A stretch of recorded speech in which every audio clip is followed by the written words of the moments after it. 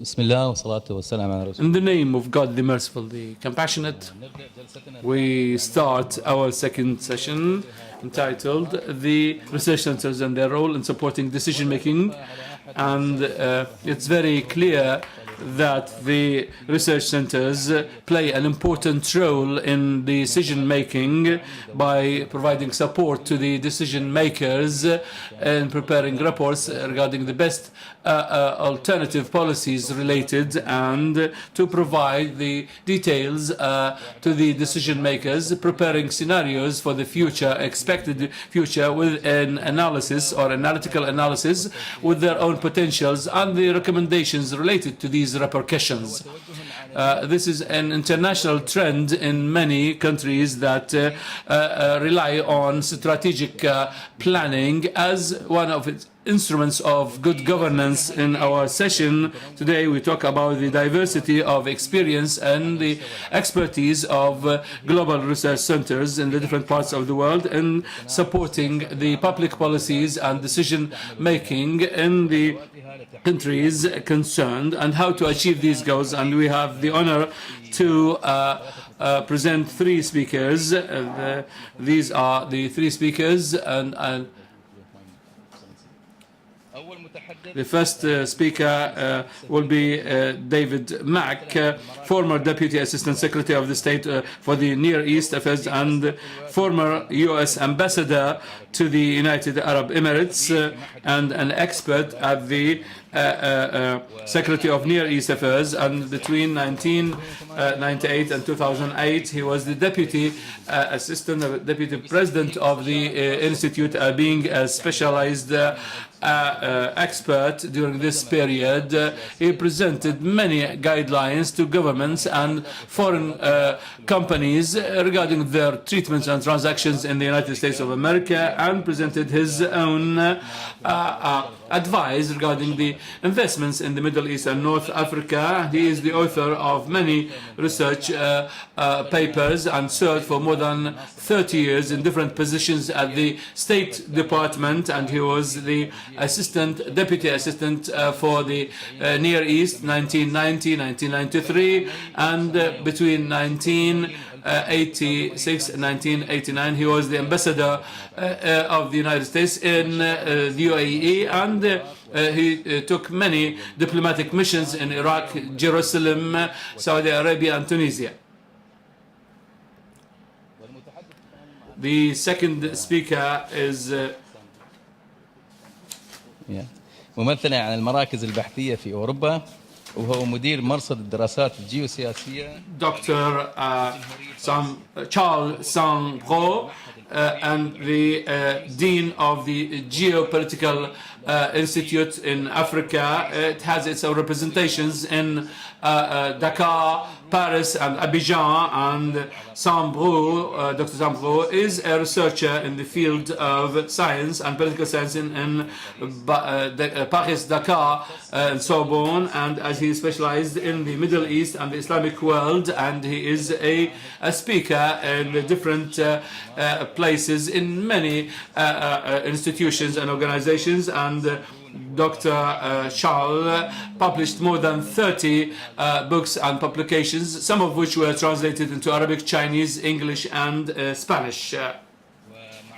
The third speaker is well known, Mr. Dia Rashwan, as a representative of the research centers in the Arab world, who is the director of the Al-Ahram Political and Strategic Studies, and he's also the head of the Association of Journalists in Egypt, and also representative of the Egyptian Association for Human Rights. And Mr. Rashwan is the Secretary General of the National Association for the Journalistic and Media Legislations, and was a member of the Constitution Committee, and worked in Al-Ahram since 1981 as a researcher, assistant, and an expert, and head of the political units and the Islamic organizations also. And between 1991 and 2001 and 2009. He has been the chairman of the research centers, and he had been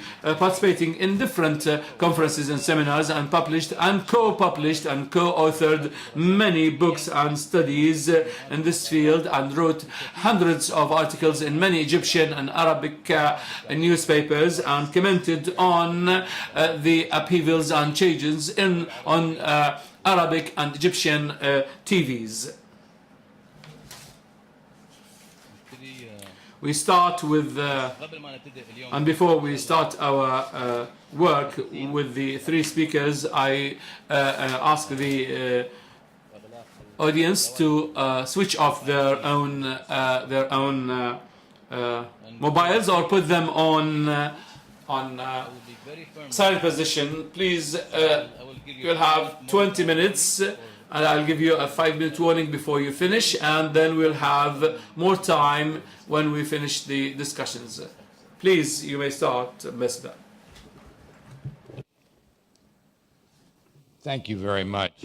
It's a great honor to participate in a conference at the most important research center certainly in this particular region, the Arab Gulf region, if not in the Middle East in general. Since its founding, Dr. Jamal Sanad al-Suwaidi has guided the Emirates Center for Strategic Studies and Research to a place of great influence among Arab countries and in the dialogue between the Western scholarly community and their counterparts in the region. Emirates Center publications, and there's just a few of them up here, they find their way onto many desks in Washington. And I have no doubt they're also read carefully by other foreign researchers, including those not in Israel, Iran, Europe, and Asia. Now, public policy making in the United States government is not for the faint of heart. This is true for domestic issues such as tax reform and health care, where battles take place throughout the highly decentralized structure of the American government. Corporations, labor unions, other interest groups constantly present their views to government officials, either directly or through lobbyists or law firms. Research centers also play a role in this process, alongside that role of interest groups.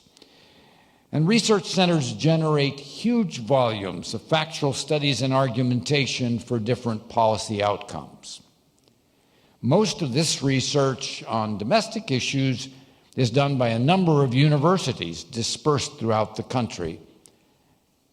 And my presentation this morning is going to focus on a subset of this policy research, national security decision-making. And it's the subject to the same kind of pressure from interest groups and lobbying as domestic decision-making, but it tends to be centered more geographically in the capital, Washington, and it involves many freestanding research centers. Defense policy and foreign policy receive a very heavy emphasis in Washington. And unlike domestic policy, military and international research also draws a good deal of funding from the U.S. government. Some research centers were at least started by official decisions, and many continue to receive support from the U.S. government through appropriated funds. That's my tax dollars going to help support research centers. One might cite the Institute for National Strategic Studies at the National Defense University, and quite a wide range of research centers at affiliates of the Department of Defense. Now, to a great extent, they produce independent research projects. But when people are on the government payroll, as their researchers are, they naturally feel somewhat constrained by that fact. That doesn't mean that they do not challenge official policy, but it does mean that they do so probably less as bomb throwers, like our colleague from Egypt here, than as people within the system trying to take a purely constructive position.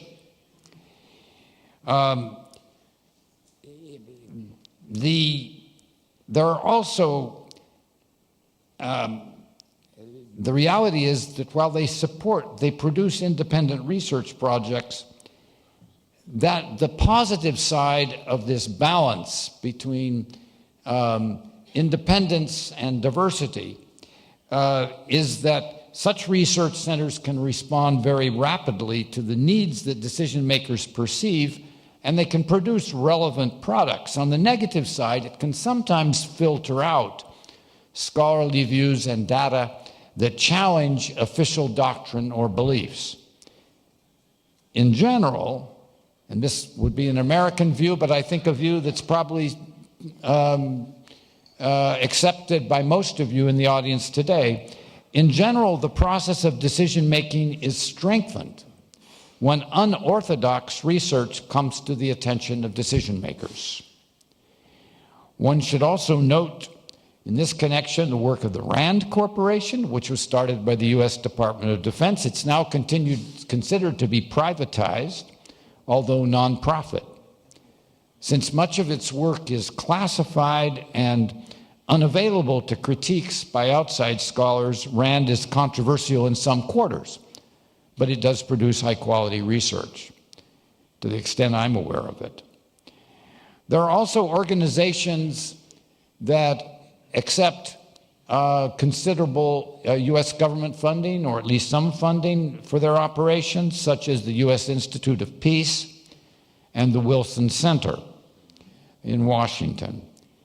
Now, although they accept US government funding for their research and were started by the US government, they're in buildings that were built by the US government, but they do very much take part in the freewheeling public policy debate among Washington think tanks. And both of these organizations and other similar ones pride themselves on producing independent research and being part of this open dialogue of civil society in the United States and to some extent with foreign countries as well. Now, this can be confusing for governments that are unused to the level of free debate and scholarly activity which is in the norm in the United States. And one example will suffice. The government of Iran detained the Iranian-American academic and director of the Middle East program at the Wilson Center, Dr. Hala Esfandiari. She had done research on issues involving democracy and human rights, two issues that were deemed highly sensitive in Iran, and at least some Iranian officials seemed to view her work as US government interference in the internal political affairs of Iran. And during a visit to her elderly mother, Dr. Esfandiari was arrested and held in solitary confinement in Evin prison for 110 days. This became a huge public issue in the United States, much to the embarrassment of reform-minded Iranian officials. While the behavior of the Iranian officials in this episode was, in my view, outrageous, it was in part the US government funding of the Wilson Center which gave rise to the suspicion that the US government was using this peaceful little grandmother to promote a revolution inside Iran. So perhaps this reminds us that free thought and independent research can appear very dangerous to an authoritarian regime. Most of the numerous research centers in Washington are relatively free of such entanglements with the US government, although their researchers often include former US government officials. Notable examples, both of them represented at this conference, are the Brookings Institution and the Center for Strategic and International Studies. Both of these organizations enjoy great prestige, and then there are others which are more specialized in their subject matter and approach. The Middle East Institute, where I'm a volunteer these days, is more like a graduate university center for Middle Eastern studies with a highly diverse range of opinionated scholars who represent no particular doctrine. Those of you who've served on university faculties know what I mean. A lot of people with opinions that are very diverse, but there's no one doctrine for the university. Now, along with other former U.S. government employees, journalists and scholars, people who've had on-the-ground experience in the Middle East and North Africa, I volunteered for this organization because of my commitment to countering the propaganda, disinformation, bias, and, frankly, just plain ignorance of the facts, which too often characterize Washington commentary about the Middle East. Those of you who watch Washington television know what, television coming from the United States on the Middle East know what I'm talking about. The MEI, with its scholarly journal, library, and language classes, as well as its more policy-oriented publications and programs, tries to put current events in the region into their historic and cultural context. Most generally, in Washington, U.S. media tend to put things in the context of the last election of the next election, so they have a historical time frame of about 2 years at most. In the eyes of Washington opinion and public policy shapers, many other research centers tend to be identified with a particular ideology, ethnic group, or partisan agenda. There's nothing wrong with that. It's a natural part of the public policy process in a democracy, and it does not rule out the validity of their research products, which need to be viewed on their merits. It is useful, however, for readers of the production of these research centers to be aware of these particular identities. I sometimes get calls from people saying, I've just read this strange report from one of your Washington think tanks, and can you tell me who provides the funding for this organization? So at the risk of oversimplifying, and I'm going to leave out scores of other examples, but let me just mention a few of the better known organizations, which at least by reputation have a particular identity. That means they're agenda driven. They're not just talking about the Middle East area in general. They have a particular focus and a particular outlook. The Heritage Foundation is conservative, while the American Enterprise Institute is neoconservative. And those of you who follow Republican politics will know the difference. Both provide homes, however, to a number of former Republican Party political leaders. The Center for American Progress leans toward the liberal wing of the Democratic Party. And then there's others that are more centrist, or more Clinton-esque, if you will, in their approach. The Washington Institute for Near East Policy is associated with the American Jewish community, and in particular, that part of the community which backs the current Israeli government.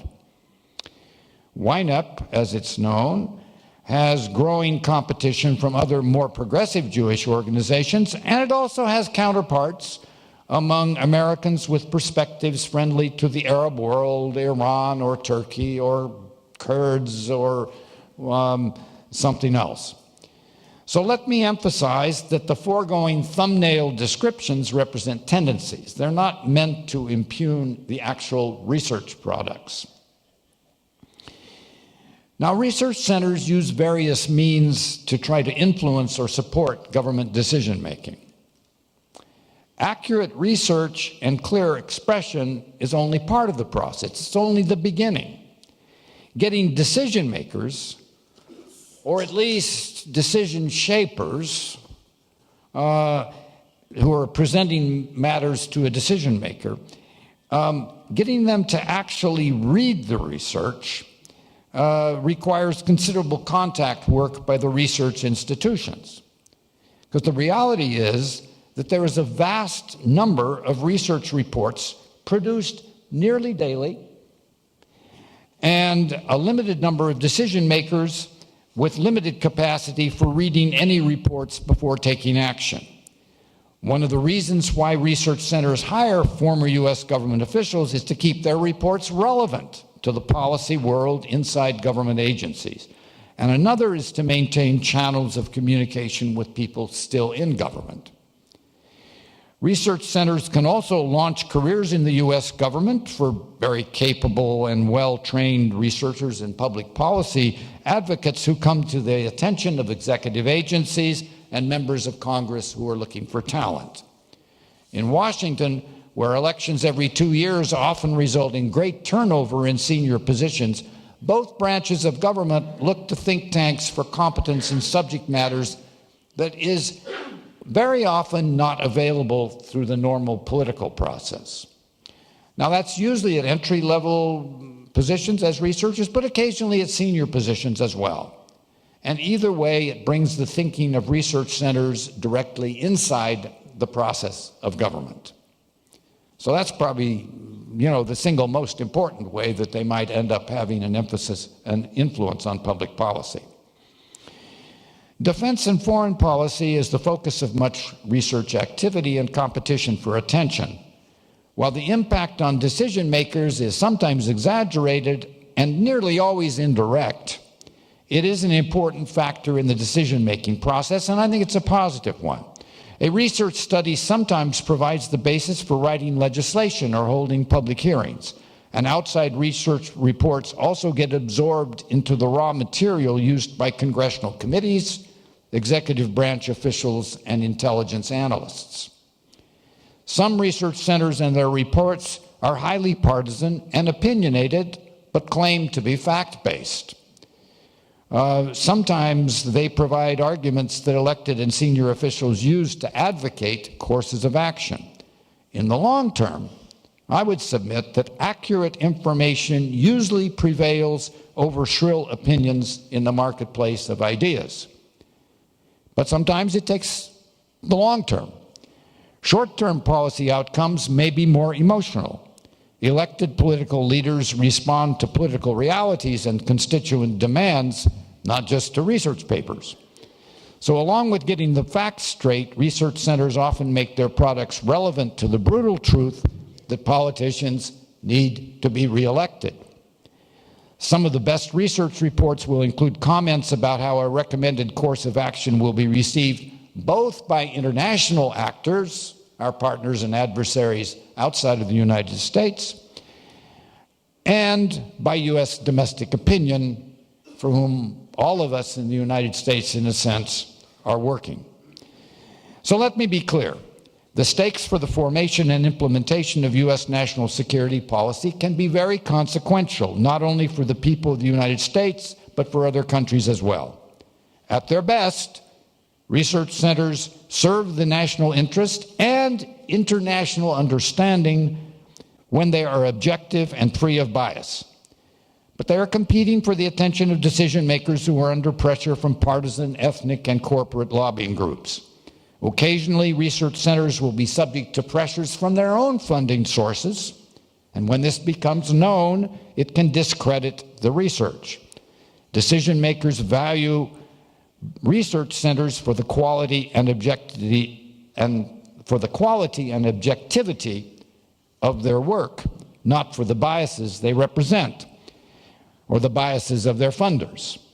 In the always competitive and sometimes savage area of national security decision-making, research products that meet a high standard of telling truth to power will be antidotes to interest-based inputs into the decision-making process. I'm finished. Yes. Thank you very much. Thank you.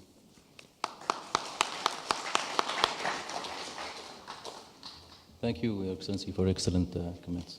Thank you. Merci, Monsieur le Président.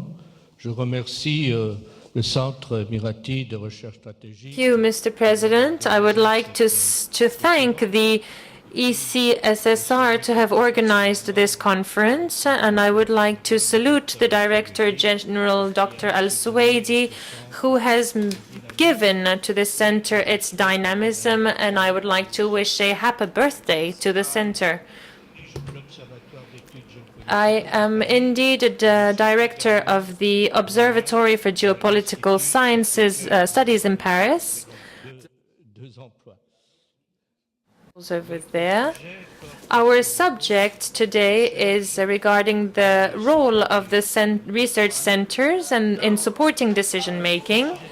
I think it's a very important subject because the geopolitical part today is at the center of our world in difference in the predictions of all that were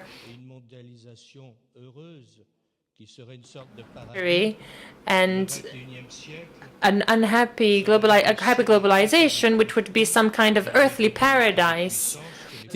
وعدت بأن تكون هناك فردوس على هذا الأرض. Ours as much as the previous ones. Geopolitical questions are at the heart today of the challenges raised by new threats and new balances. Therefore, the problems relating to stability and security, to the fight against extremism, or to resolving projects still remain major causes of concern for political decision makers, and this emphasizes the importance of appropriate tools being available. Good knowledge of essential data. Those in charge of politics, security, or economy must be well informed on all the geopolitical aspects in order to make knowledgeable decisions. We know that the decision makers should be informed in order to avoid certain mistakes.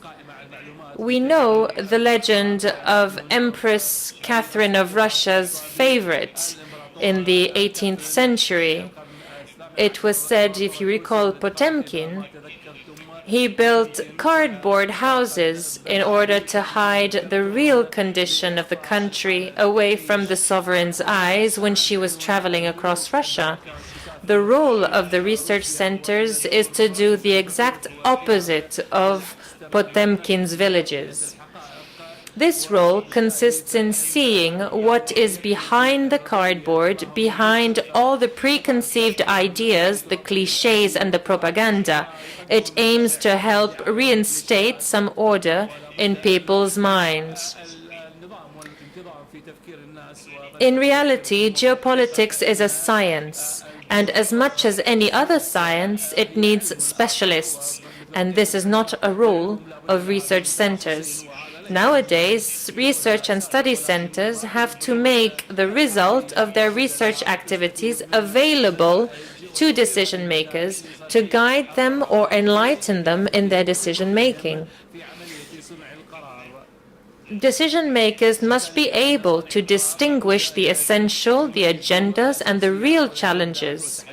Too often, we need to understand what is important, the roots from the ideas that are already preconceived and distributed by the media. Too often in European countries there is a kind of common thought which prevents from the understanding of the reality of things.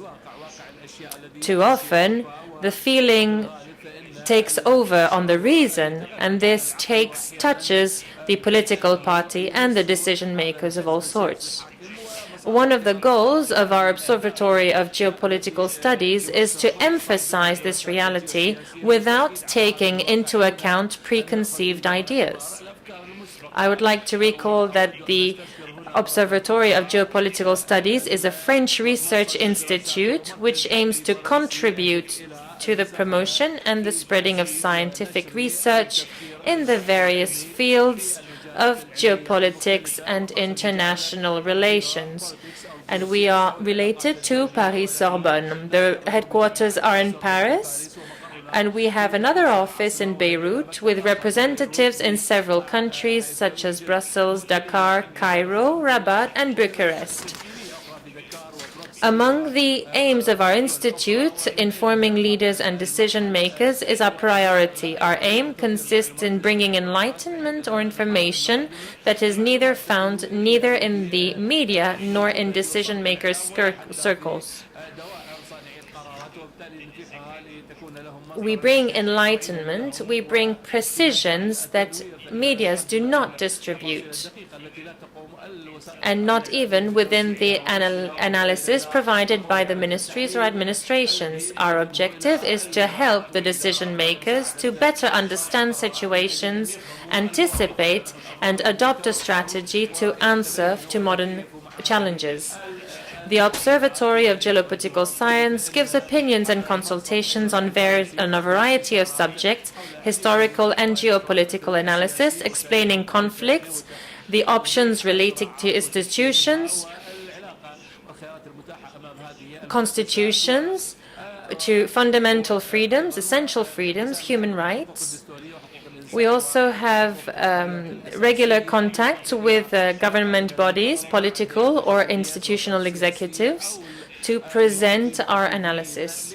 We also have meetings, work meetings, with economic decision makers who work at an international level.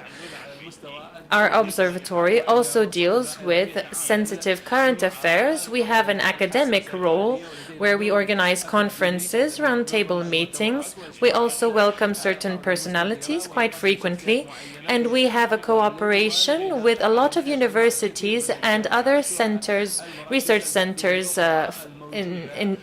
foreign region centers in Cairo, the ECSSR here, for example, and other countries. We also interfere in certain sensitive current affairs. 3 examples I would like to mention. The first one concerns all the errors that are made as soon as we talk about Islam. These errors are due to the fact that we too often mistake this great religion, which gathers over 1.5 billion of people, with the excesses of a few extremists who betray the true values of Islam. It is therefore essential that scientific institutions enlighten decision makers so they avoid any confusion and falling into the trap of a clash of civilizations. This ideology of clash of civilization corresponds to the strategy of certain groups in the States or certain extremist groups in Europe that today are at peak. The Observatory of Geopolitical Studies is constantly helping to distinguish between the Islam of the just middle and the deviant extremism. To this effect, we regularly organize conferences and informative meetings. We publish specialized literature. We disseminate confidential notes. And we also facilitate meetings between personalities and specialists, whether they would be French or international. It is our institute that was the first to request that terrorist organizations or groups were no longer called Islamist,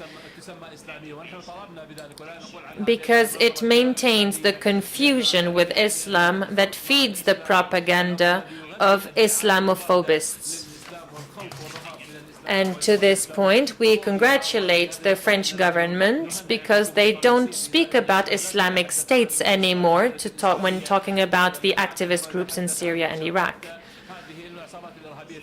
My second example is about the crisis and developments of several Arab countries since 2011. The Observatory of Geopolitical Studies criticized the name of Arab Spring and has put in place, we have criticized the name of Arab Spring, a slogan which lacked substance. There was obviously no Arab Spring, but an actual chaos. Our institute led an informative campaign targeting decision makers in order for them to have a clear analysis of the events and agendas. They needed to perceive that certain of these agitations were stirred up by American associations according to the technique of the soft to power. We have also contributed in demonstrating that this crisis was not a uniform phenomenon, one great revolution of the population, but the situation was very different from a country to another. If we take one example, the Observatory of Geopolitical Studies has taken a constant action to explain the situation in Bahrain, to explain that the situation was not an internal problem in between one or other religious community, but that the situation was a result of the action of a foreign country, here Iran, that was manipulating groups, often terrorist. The third example I would like to mention, in times when everyone predicts that Africa will become a large pole of development of the 21st century, but that nobody really is working on Africa, we have created, with other partners, an African Institute of Geopolitics to study the assets and problems of the continent more closely. And this could indeed be the continent of the future. But this action does not limit itself to analysis and publication of studies. We want to have an educational action to allow the decision makers and institutions to benefit from real research on the evolution of geopolitics. We are today creating specific academics and master studies through universities to train young geopoliticians. These masters will also have as subject Islam, Africa, the geopolitics, and securities. Therefore, the observatory has a position of research, information, advocacy, and training and education.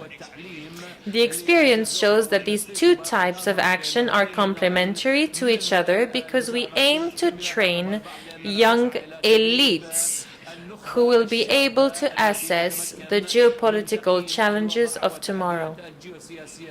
To conclude, I would like to pay tribute to the Emirates Center for Strategic Studies and Research, which accomplishes work of research of the highest quality. Within 20 years and supervised by Dr. Jamal Al-Suwaidi, the center became a key research institute in the Arab world, and it is very respected on the international level. It is important to say that the ECSSR has weaved a vast network of partnership and cooperation with foreign institutions. These international exchanges allow confronting points of view, and they are obviously very useful. They favor the dialogue in between cultures. It also favorizes dialogue in between civilizations. It is remarkable that the center has a policy to promote cooperation and meetings between researchers of various countries and various cultures. We were talking earlier about the need to create a meeting of all the centers of research. I think it's important that we also do a forum for all the research centers at an international level, and that we could meet more often and exchange ideas more often and more regularly. Nevertheless, I'm particularly happy that the Observatory of Geopolitical Studies of Paris participates regularly in our activities organized in cooperation with the ECSSR. Thank you very, very much. شكرا جزيلا دكتور سامبو. Excellent presentation. Thank you. Sadia. شكرا جزيلا استاذ جاسم. بسم الله الرحمن الرحيم. مساء الخير على حضراتكم جميعا. In the name of God Almighty, the most gracious, the most merciful, as my colleagues have done, and we are honored of they are our colleagues at the ECSSR. We would like to congratulate Crown Prince of Abu Dhabi, Deputy Supreme Commander of the Armed Forces, Chairman of the ECSSR, and Dr. Jamal Sanad Al-Swaidi as well, the Director of the ECSSR, for the 20th anniversary of the center. We hope that it plays this role constantly. We are ahead of an Arabic experience that we should look at thoroughly. And here I really say that we should really move forward and coordinate between different Arab research centers, especially knowing to what was asked previously by Dr. Saaduddin Ibrahim about the expectations of these centers to what happened in the Arabic Spring. I think that we have an opportunity today to expect less events that might occur in the future and might be of similar importance to what occurred in the Arab Spring. And I think by adopting this initiative for the Arab research centers to have one single idea, to exchange information, to exchange experiences.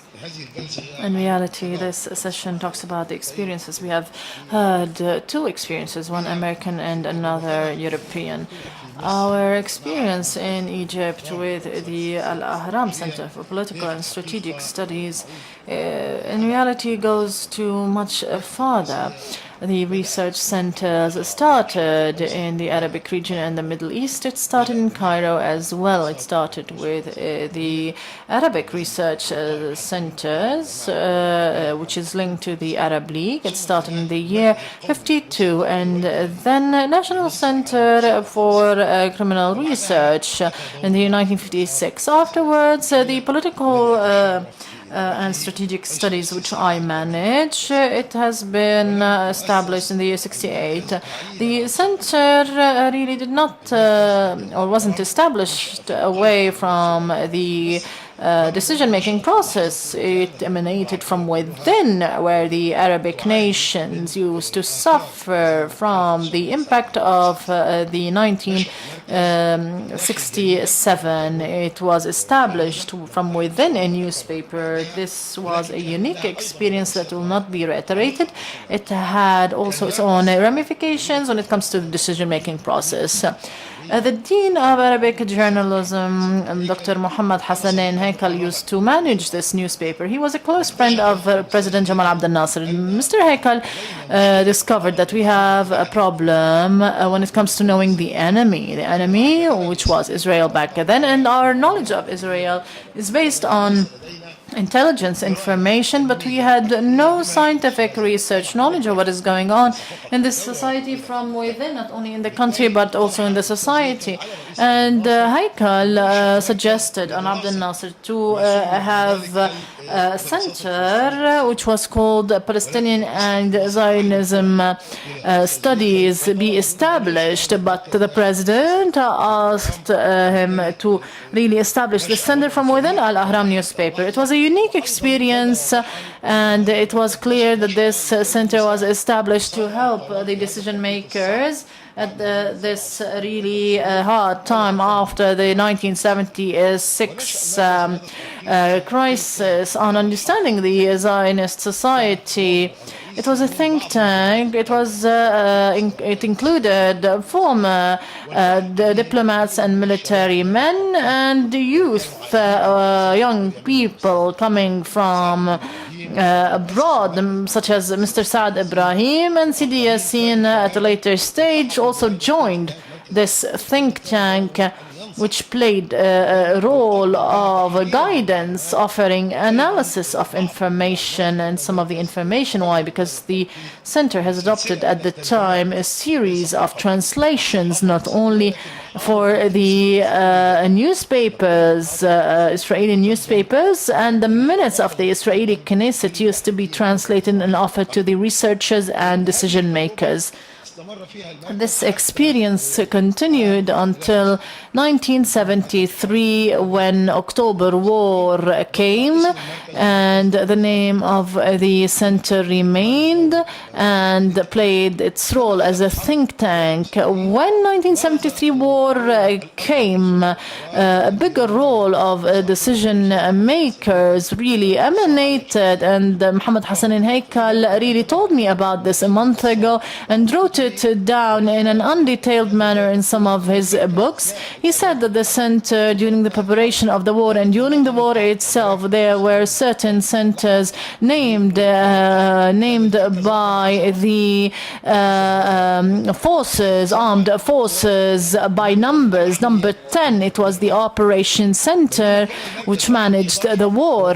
Center number 11 was the Ahram Center for Political and Strategic Studies. There were a number of military men, Hassan al-Badri primarily, and his colleagues. They used to offer every hour political reports to the Operation Center number 10, their suggestions, politically speaking and militarily speaking, and the idea of annexing the center with the war at this stage, that these researchers wouldn't be pressured to take a field decision, but they will be capable on really overseeing what is going on the ground inside Israel or in the government, and to really give advice to the decision makers. And therefore the establishment of this center was within the decision-making process and not outside, from within the government.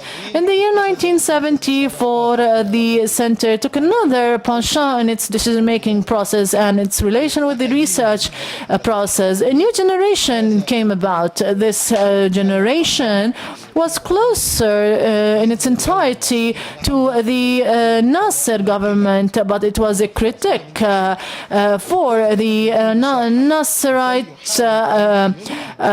experience. It tried to create another center, not a think tank in its meaning, but what was called later a political and strategic studies center. And for the first time, the terminology is strategy was tackled in the year 1984 for the first time in the Arabic world, and the leaders of this center, who really weren't until that time really working full-time at the center, some of them or most of them were university professors, and they used to work at the center for some time, but the first generation of research trained with them, and they are now really scholars in research. At the time, definitely, the decision-making process took different forms in this regard. I'm talking here about two different models and scenes of supporting decision-makers. A classical methodology is in Europe where things really stabilized in the decision-making process, regardless of its political color or political penchant, but its role in the stabilized system, where it can really give advice to some of the legislative aspects in known means, whether in the Arabic milieus or otherwise. For this center, a good relationship is taken with the government. Sometimes it used to criticize this government when it finds the center where it really used to enjoy independence, and still is, through criticizing the members of the center that it should really resort to other means. Supporting the decision used to take a critical meaning and not a guidance meaning for the decision makers. And we had different forms in the history of the center, perhaps, as I mentioned, most of the times when they related and dealt with the center was this Israeli-Arabic conflict, which really overseen after a year 1979 and then the signing of Sadat of the Arabic or Egyptian Israeli peace process. It witnessed really critical studies when it comes to this peace process, and trying to give advice to the president to try to really resort to another aspect. And during the reign of Sadat and Mubarak, some of the internal issues were main issues for the center as to the unit of systems and researchers. This took different forms, definitely.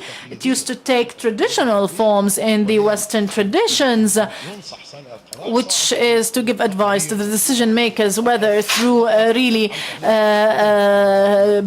books, different issues, taking a critical position or stance to what's going on by the members of the center.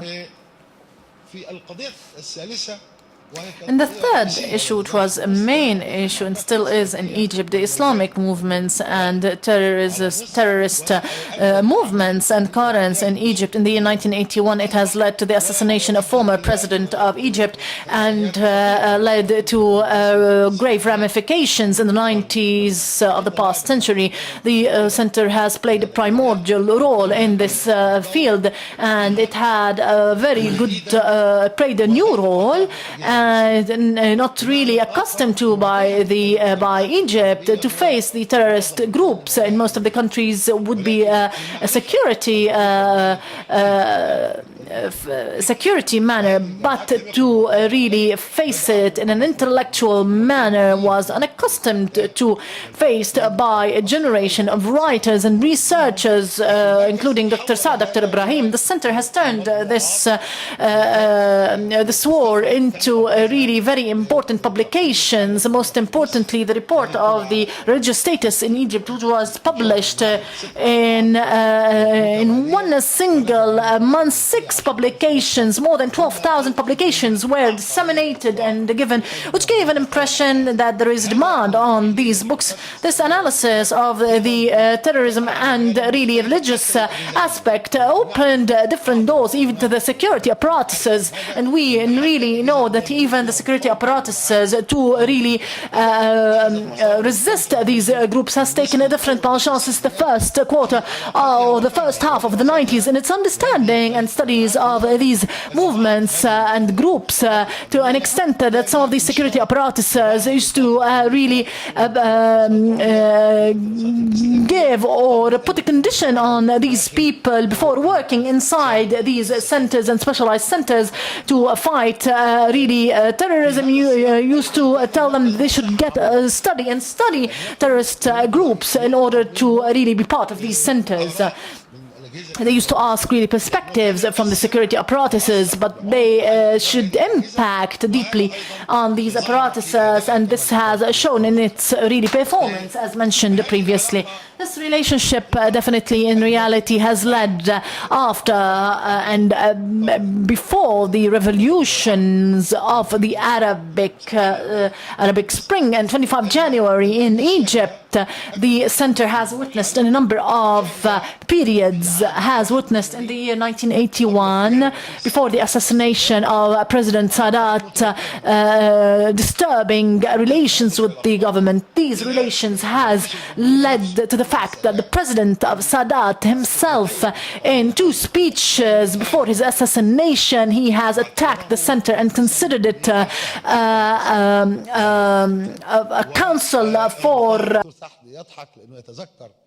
theologians. And as we mention, all of us, some of the members of the center were detained at the time, September, detainees in the year 1982. The center has been able to absorb this chaos, and he continued to start a new era, a new honeymoon relatively with the system or regime of Mubarak, and soon it really faded away in the past 10 years. years for President Mubarak, and new criticisms really emanated strongly, especially when it comes to the democratic issue.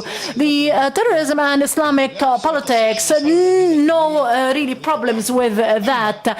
As for the development of democracy, yes, there were criticism regarding that. This was our way in supporting the decision. We are talking about different way in supporting this decision, criticizing the government, not verbally, but tens of studies and conferences being held, and workshops that are trying to really correct the journey of the democratic performance, and really prices were paid by some of the researchers, but the center as a main foundation enjoyed an independence and hasn't been really touched. Definitely it should be said, no regime, Egyptian regime, since the inception of the center in the year 1968 to really destroy its independence. It is within the Ahram newspaper until now spaces of supporting decision by giving positive results and positive guidance are still there. After January 25th revolution, new developments occurred. We discovered definitely that the performance of the center, along with the Egyptian elite regarding the development, democratic development, started to get affected. The new Egyptian elite and some of the old elites started to absorb a number of studies and research that used to be disseminated to the public opinion about the experiences of the democratic experiences all over the world, especially the party experiences, and the center started to work through its members in the political process directly and all the time. And this was an information that should be said. The first generation and second generation in the center were from those coming from the political activities. They were political graduates and political activists. And after the revolution, the impact of the center on the political powers and the political movement started increasing. In the elections of 2012 and the parliament, the 4 members of the center really succeeded in the parliament.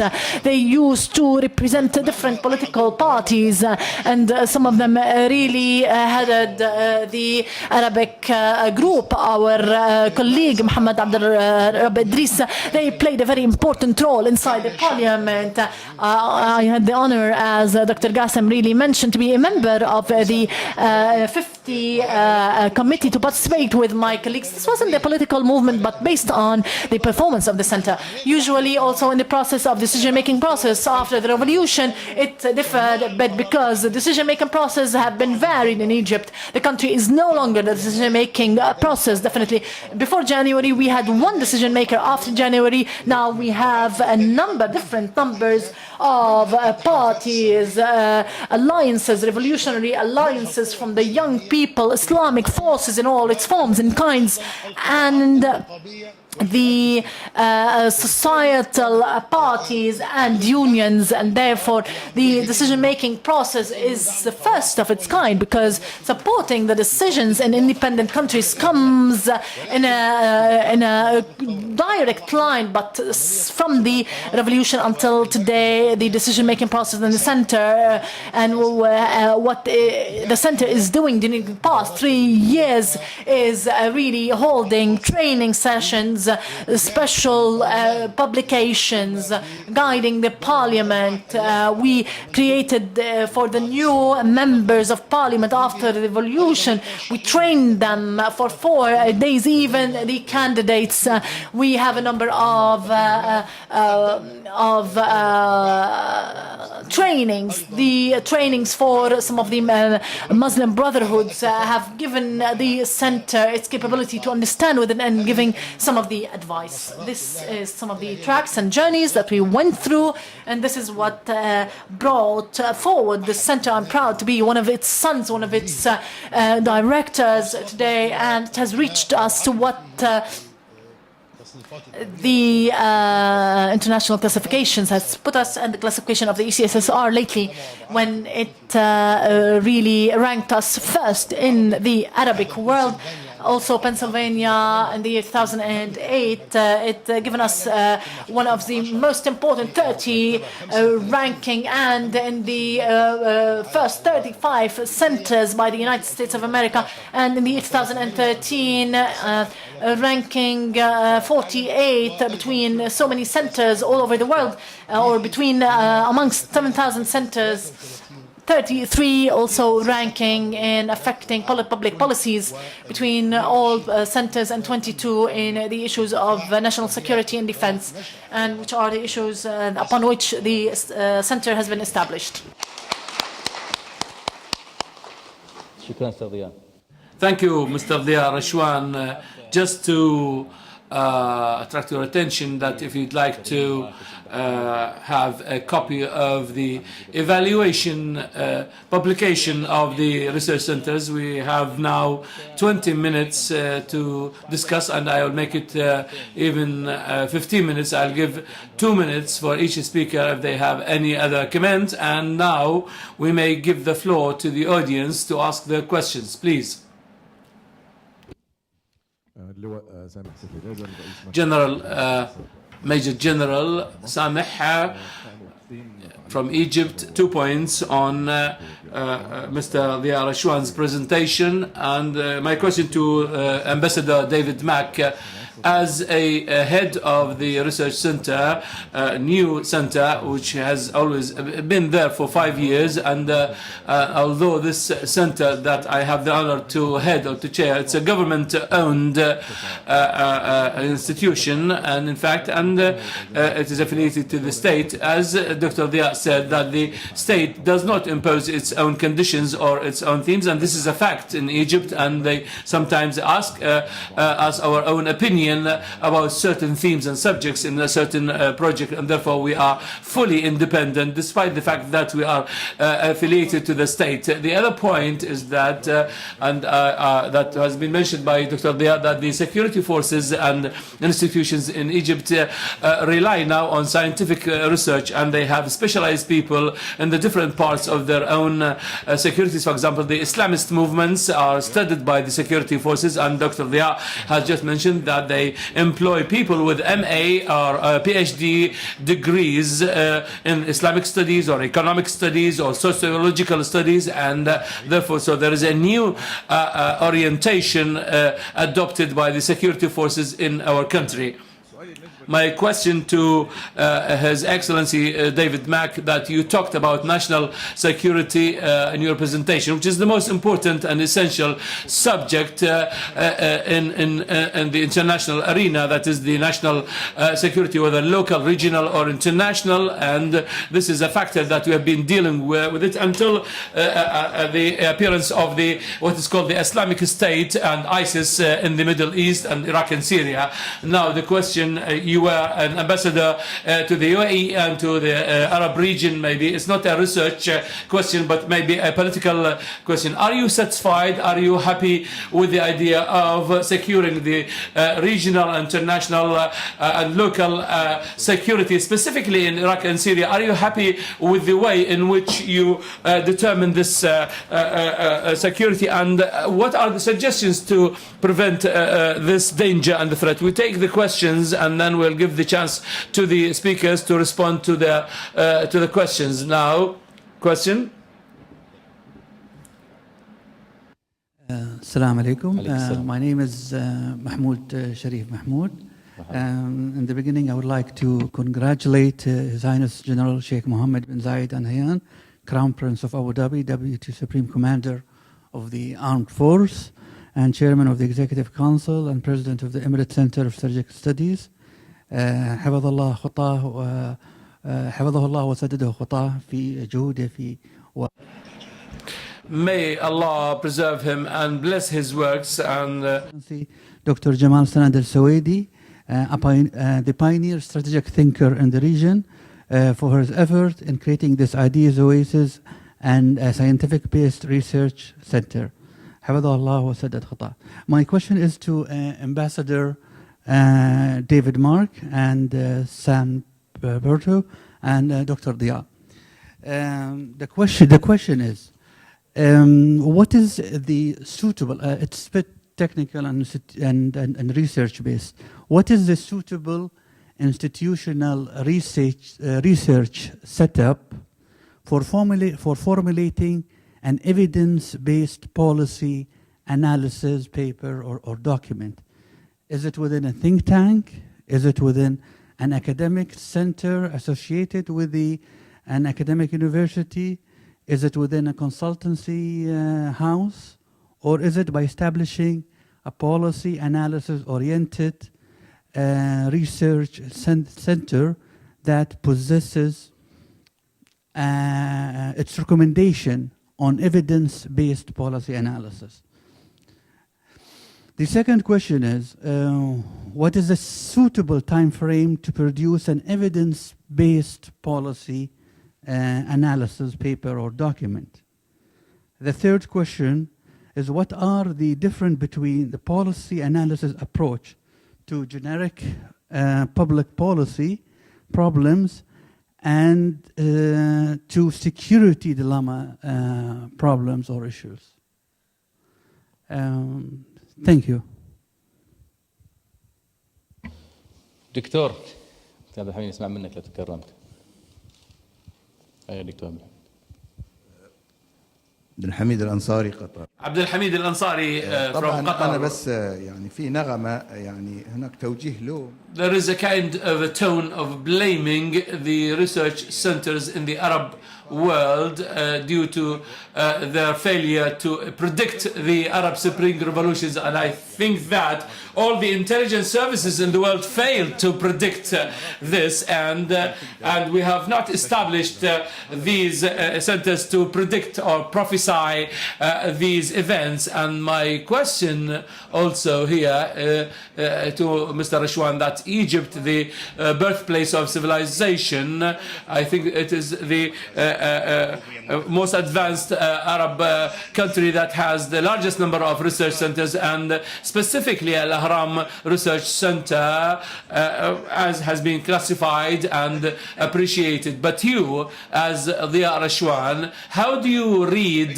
this country that is charged with a large number of intellectuals, thinkers and think tanks? How do you think that, how do you see this contradiction between the suffering of Egypt, the upheavals, the economic situation that you know it, of course. How do you see this discrepancy between the effectiveness of these research centers and the public life and the improvement of public life? My question here that I'd like to ask you, how does the decision maker in Egypt over 50, 60 years, how does the decision maker see this research center? Is it so important, less important, no important? How do you classify it? Thank you. Thank you, Doctor. خلفك دكتور وانت بعدين ان شاء الله. هنا تعال. لا. بسم الله الرحمن الرحيم. Mahmoud Al-Sarhan. للمنتدين بأكد على Thank you to the speakers, and I stress the fact that the generations should be prepared, and the new generation. Please, can you stand up? Please, again. In order to have that continuity of the young generation should be trained, and this is very important, so that I thank you for this note. Dr. Dia, thank you for your presentation, and I appreciate the role of Al-Ahram Center as a graduate of Ain Shams University in Egypt, and I know the role of this center. Do you have any other role during these circumstances, especially that the 25th of January revolution came for justice, dignity, and freedom, and other slogans? Do you have any role as a center to integrate the whole thing together, all the components of the Egyptian community, so that Egypt could live in a state of stability and social prosperity and peace? Thank you.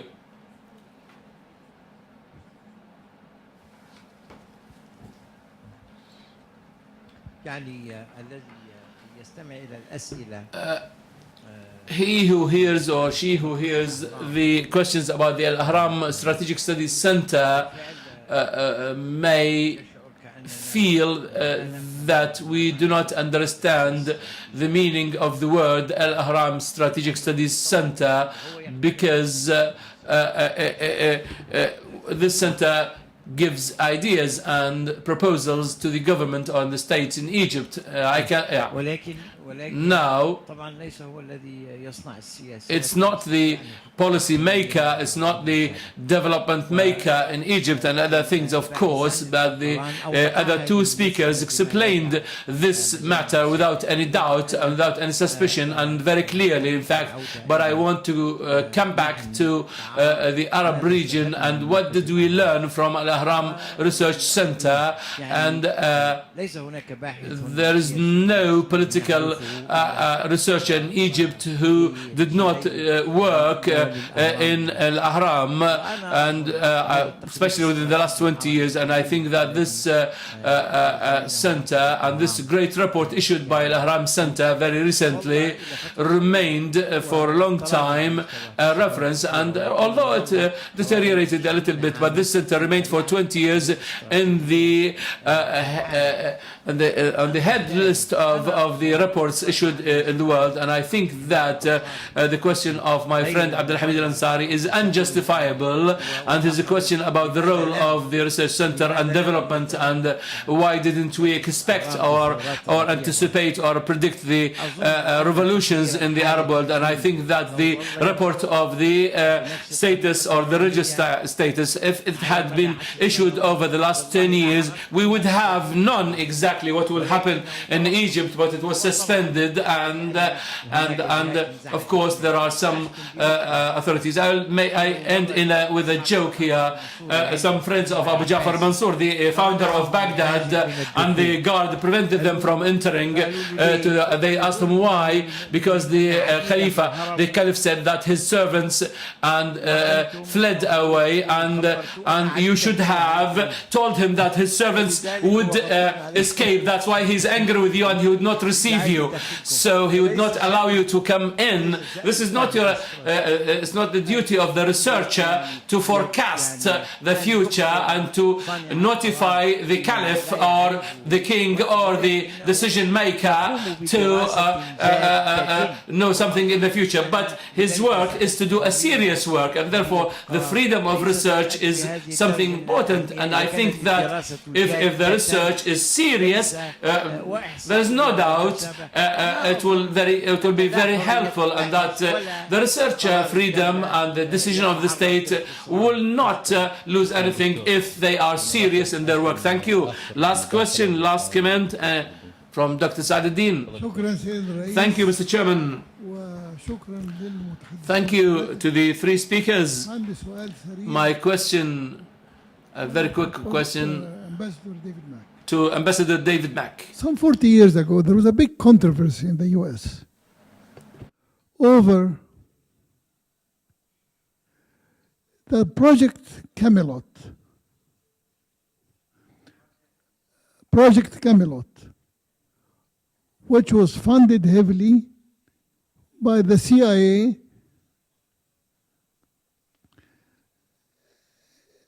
for research in Latin America, basically.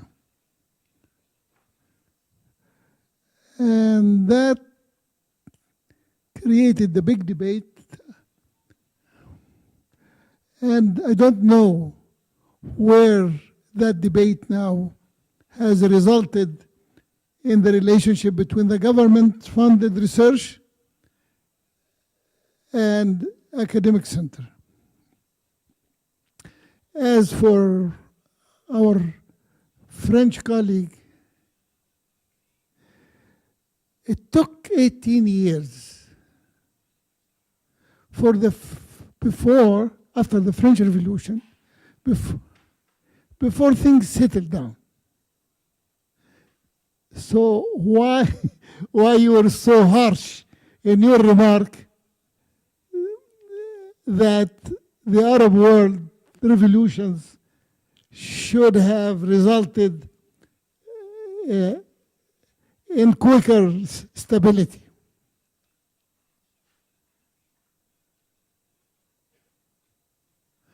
for my dear friend and former research assistant ضياء رشوان. لماذا توقف إصدار Why did you stop issuing the status or the religious status in Egypt, as one of our colleagues said? If you had continued issuing that important report, we would have learned a lot about what happened and what happens in the Arab world and in Egypt in particular. Thank you very much indeed. Thank you. I do apologize to those who showed their hands, and I'll give the floor to each one of you 3 minutes to give your comments or answers. Please, go ahead. Let me address this generic question that's been mentioned by several of the people in the audience about the question of government funding and research centers, and whether research centers can, in fact, that are established by the government, funded by the government, and yet can be independent. My argument, which I have made, is that there will always be a suspicion about products of research centers that enjoy government funding, government support. Judge the product on its merits, but be aware where it's coming from. Our experience in my country is that inevitably over time, and I think Dr. Saadeddin Ibrahim points to a good example, inevitably over time, when there is government funding involved, there always is going to be a justified suspicion about the independence of the researchers, and sometimes there may be some truth. Now, I leave it to others, again, by judging the products of research, to determine whether government-funded and owned research centers in your countries are able to avoid the temptation to cater to government policies and to follow at least an implicit government agenda. Perhaps you have reached a higher moral level than we have in the West, but in the West there tends to be an understanding that there will always be a temptation which is difficult to fight. My own university, Harvard University, in the past got in trouble for accepting government funding, in this case from the Central Intelligence Agency, for some research conferences on the Middle East. I'm not at all certain that they didn't do a perfectly respectable independent job, but it caused such a scandal, such a stink at Harvard University that the person who had been supervising the research, the acting director of the Middle East Center, was forced to step down, and they don't do it anymore. So that would be my particular response to that generic question. On the question of whether I am happy, and I think, I'm not sure whether the question was, am I happy with the way the US government or the way US think tanks or both have dealt with the question of ISIS? Right. Right. Well, one of the things that I've insisted upon is, and I think our French colleague did a good job pointing out the importance of language that is used, because language that is used by research centers should be careful and objective. It shouldn't tilt it one way or another. And I think one of the problems with people talking about, in the West, talking about the Islamic State as if somehow declaring an Islamic State confers automatic legitimacy. I would argue that just winning an election doesn't make you automatically legitimate. You have to govern. You have to show you can deliver a better life for the people of the country. Certainly, when Ibrahim Samurai declares, now I'm the caliph of all Islam and everybody should show allegiance to the Islamic State, that doesn't give it a scintilla of legitimacy. And I'm not prepared to dignify it by calling it the Islamic State. Just as a political actor, I have a lot of respect for Secretary of State John Kerry, who has taken to calling it Daesh. Not that that will be understandable to an American audience, but I think it does convey a little bit more of the reality of this so-called Islamic State. I think we've tended to make a little bit too much about it in the United States. Thank you very much.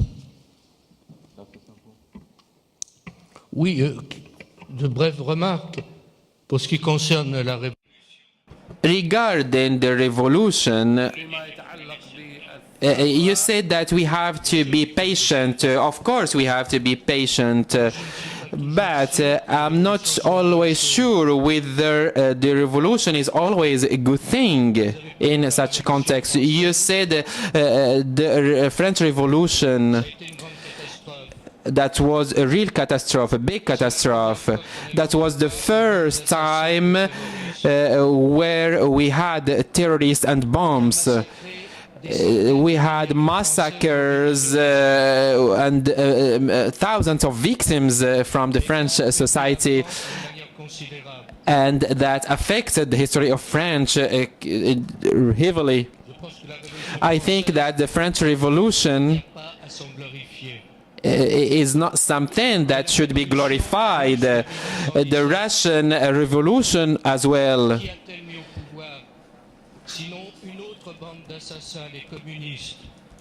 Was not always something positive. Millions of people have been killed. So we don't have to take revolutions for granted as something positive. We talked about the roles of academic centers, what is the best method for them to be free. I think that it is normal that we don't have the same culture. I think that the freedom, the guardians of the freedom are the graduates of the universities, because there is the real freedom, the real independence in research. I don't trust and take for granted these centers, because these private institutions are dependent on their sponsors. When we talk about the sponsorship in the United States or French or Iran or Israel, there are different tendencies in supporting this entity or this party or the other. It's why I say that the university centers are the ones which have more freedom and independence, not research centers. As to the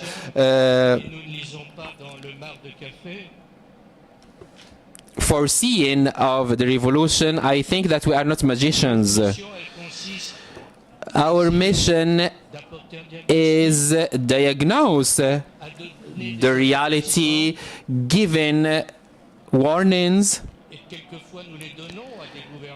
and sometimes we did so. We did warn the government, but governments do not always listen to us. I remember that I reminded the President of the French Republic regarding an adventure, a dangerous adventure, and he told me, you are wrong.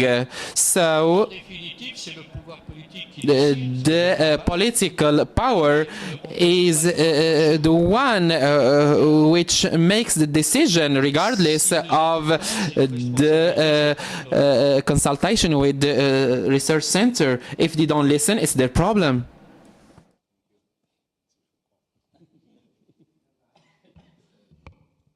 شكرا جزيلا استاذ جاسم. طويل عشان الوقت سريع.